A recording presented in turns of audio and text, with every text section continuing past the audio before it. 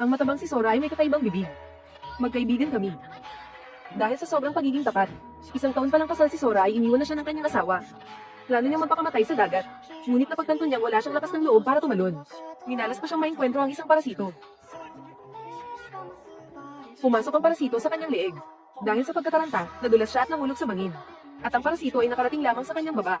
Nakita ng parasito na unti-unting nawawalan ng hininga si Sora. Kung magpapatuloy ito, pareho silang mamamatay. Kaya titinigil ng parasito ang pagpasok sa utak. Agad na nakipag-isa sa katawan at inilabas ang ulo sa tubig para makahinga. Sa madaling salita, dahil sa mga ito ako. Hayaan ninyo akong magsalita. Kung ibibigay ko sa iyo ang kalahati ng aking katawan, hindi ako makakapagsalita ng maayos. Walang kwenta. Kaya niyang iunat ang kanyang lalamunan gamit ang kanyang bibig. May matapang kang ideya. Natulala si Haruto kay Sora. Hindi ito ang kanyang kalaban. Marami silang mapag-uusapan dahil pareho ang kanilang sitwasyon. Nang marinig ang kwento ni Haruto, lalong umagulgol si Sora. Kahit ang kanyang malaking bibig ay hindi napigil ang mangutya. Siguro dahil sa panonood ni Sora ng maraming komedya. Kaya naging matalas ang kanyang bibig. Medyo humanga si Sora sa kalaman ni Ren. Pero isa pa rin siyang intelektual. Nang magpaalam sila, sinabi ni Sora na gusto niyang tulungan si Haruto. Pag-uwi sa bahay, ipinagpatuloy ni Ren ang kanyang kwento. Marahil ay hindi napansin ni Haruto. Ang kanyang bilis sa pagtakbo ay umabot na sa level ng isang atleta. Nakatalon pa siya sa pader na mas mataas sa 3 metro. Ang lahat ng ito ay dahil noong inaayos ang katawan ni Haruto. 30% ng mga cells ni Ren ay nakihalo sa katawan ni Haruto. Dahil sa malakas na nervous system, tila nagbago rin ang kanyang pag-iisip at damdamin. Kahit gaano pa siya kalungkot ngayon, hindi na makaiyak si Haruto. Hindi na rin siya masaya kapag nakikipagkita sa mga kaibigan. Tao pa ba ako? Habang nagdududa siya sa kanyang pagbabago, biglang tumunog ang kanyang telepono. Nakasalubong ni Sora at ng iba pa ang isang halimaw na parasito. Nagmamadaling sinabihan ni Haruto si Sora na tumakas. Nagkasundo sila kung saan magkikita. Ngunit patuloy silang hinahabol ng halimaw. At ang halimaw na iyon ay ang kalaban ni Haruto. Nagmamadali rin pumunta si Haruto sa napagkasunduang lugar pagkatapos ng ibaba ang telepono. Mas mabilis pa siya sa mga sasakyan. Gayunpaman, sa kritikal na sandali, biglang natulog si Ren. Pero bago siya natulog, naging talon siya. Kailangan kong mabuhay. Na-corner na si Sora. Dahil sa pagkakaiba ng kanilang lakas, hirap na hirap si Sora sa pagdepensa. Mabilis at tumpak ang atake ng kalaban. Agad na napansin ng malaking bibig ang target ng kalaban. Ngunit huli na ang lahat. Nataman na ng kalaban si Sora. Sumirit ang dugo. Nahulog si Sora sa bangin, hindi malaman kung buhay o patay. At dumating na rin si Haruto. Wala ang kanyang mga kaibigan at ang tulong ni Ren. Kaya kung ang labanan ng halimaw na nasa harapan ko, hindi na nag-alinlangan pa si Haruto, nasa harapan na niya ang kalaban. Kahit patalo ako, hindi ako tatakas. Mabilis na sumugod ang kalaban. Pero malaki na ang ipinagbago ng katawan ni Haruto. Hindi lang niya nakikita ang atake ng kalaban.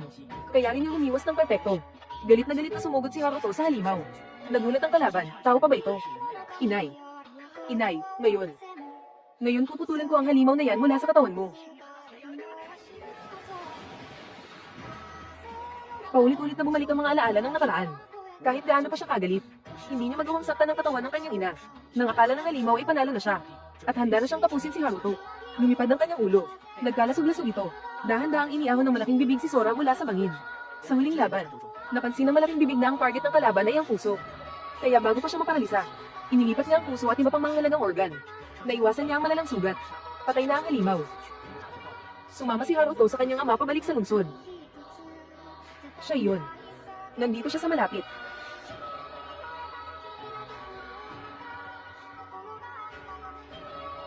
Haruto.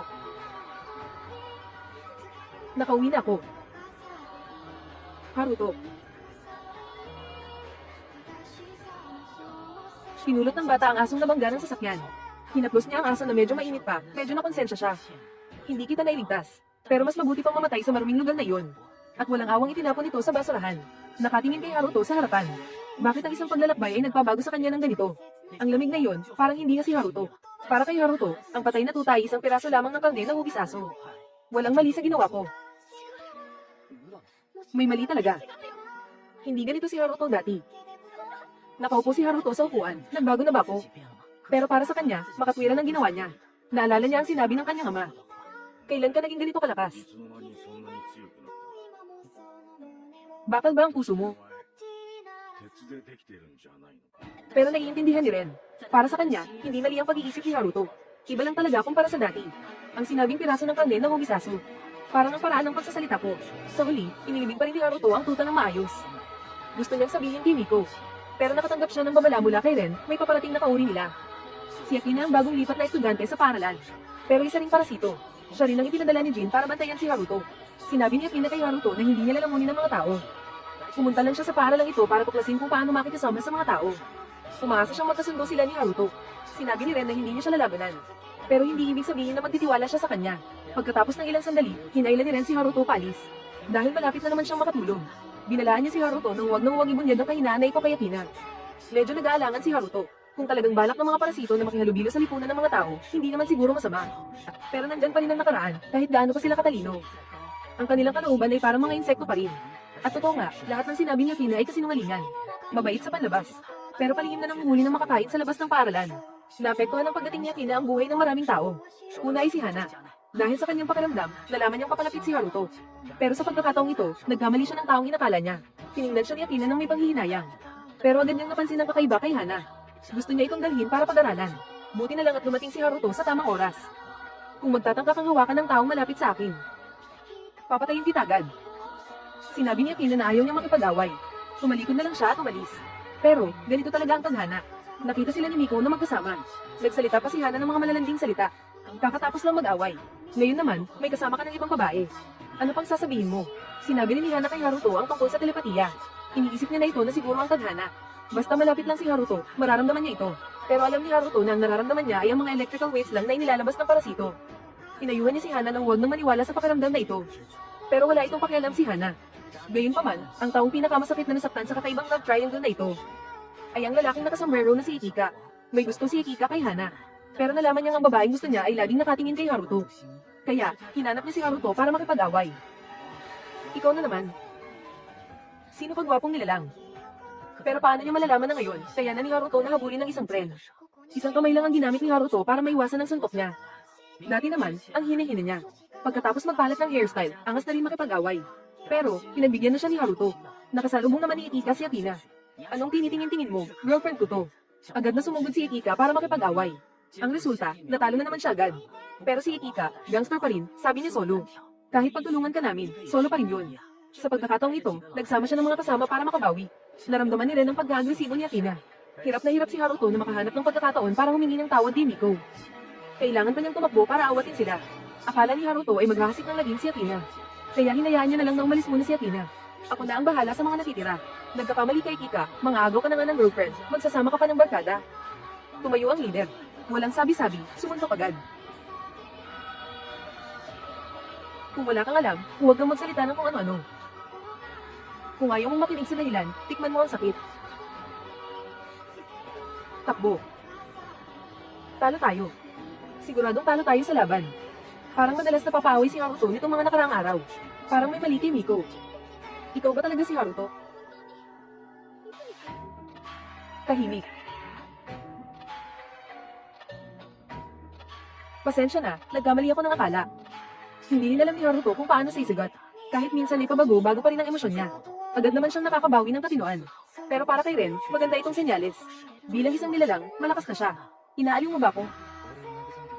Kung kailangan. Mag-iisip pa ako ng ibang paraan para aliwin ka. Salamat kung ganoon. Lumubog ang ulo ng ginatilyo dahil sa pagtama ng bola ng baseball. Pero parang walang nangyari. Ang mas nakakatakot ay hinawakan niya ang kanyang ulo at bumalik sa normal. Natulala si Yuko na palihim na nakamasid sa kanya. At hindi niya alam na ang taong gusto niya ay ang halimaw na sinasabi sa alamat. Dahil sa kagustuhan ni Akina. Dagdag pa ang kahangahangang ipinakita niya sa klase ng Pay.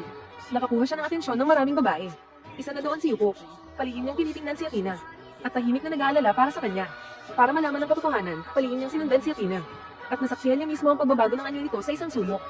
Hindi niya maiwasang maalala ang drawing na dala ng kanyang kuya na nagtatrabaho sa presinto. Pero ayaw pa rin niyang maniwala, umuwi si Yuko. At tinanong ang kanyang kuya tungkol dito. Kahit paulit-ulit na sinasabi ng gobyerno na huwag ibunyag ang tungkol sa mga halimaw na nagpapalit ng anyo. Dahil kamag-anak niya naman, ikinwento ng kuya niya ang tungkol sa mga halimaw na lumalamon ng tao. Ang taong gusto niya ay isang halimaw na kumakain ng tao. Medyo hindi makapaniwala si Yuko. Siguro ay may natitira pa siyang pag-asa. O baka nabulag na siya ng pag-ibig. Inisip niya na baka may hindi pagkakaintindihan. Napagdesisyonan niyang harapin si Akina. Pero matalino pa rin siya. Naghanda siya ng isang bote ng sulfuric acid para sa emergency. Pumayag si Akina na pumunta sa classroom. Tinanong ni Yuko ang mga gumugulo sa isip niya. Hindi ka naman halimaw, di ba? Hindi ka pa nakapatay ng tao, di ba? Pero malamig na titig lang ang isinagot sa kanya ni Akina. Sa harap ng takot ng mga mata ni Yuko, nag-transform si Akina. Pero hindi inaasahang pamalya ang unang atake niya. Pinulot ni Yuko ang sulfuric acid sa sahig at binato ito. Pagkatapos ay sinamantala niya ang pagkakataon para makatakas sa bintana. Pero hinabol pa rin siya ni Akina. Pagkatapos magalangan, tumalon si Yuko.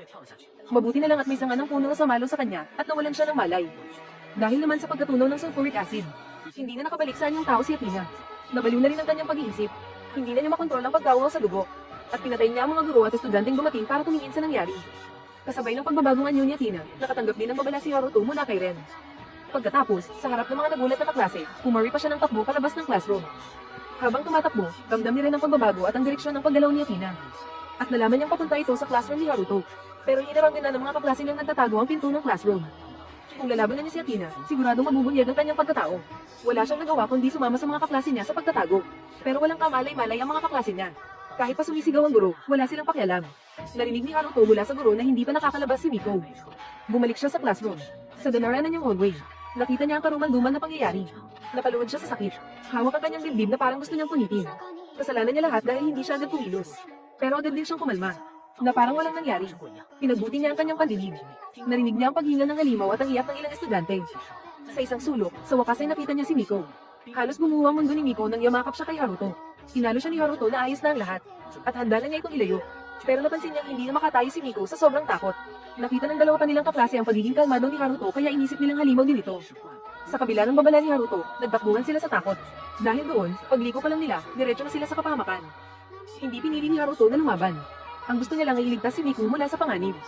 Nandito na. Ayos lang.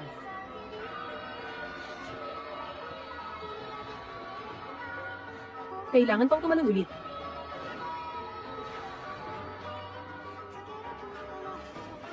Muntik nang mamatay si Miko, agad siyang yamakap kay Haruto at humagulgol. Matapos ibigay si Miko sa mga mediko, tumalikod si Haruto upang ayusin ang lahat. Pakiramdam niya ay may pananagutan din siya sa pagkabaliw ni Akina. Kahit na nakialam na ang mga pulis. Para maiwasan ng mas maraming mapahamak, napagdesisyonan niyang tapusin si Akina sa loob ng 300 metrong sakop ng pakiramdam ng parasito. Tapusin si Akina sa isang atake. Ngayon, ibubuhos ko ang lakas ko diretso sa braso mo. Alam mo na kung saan patatamaan, di ba? Siyempre naman.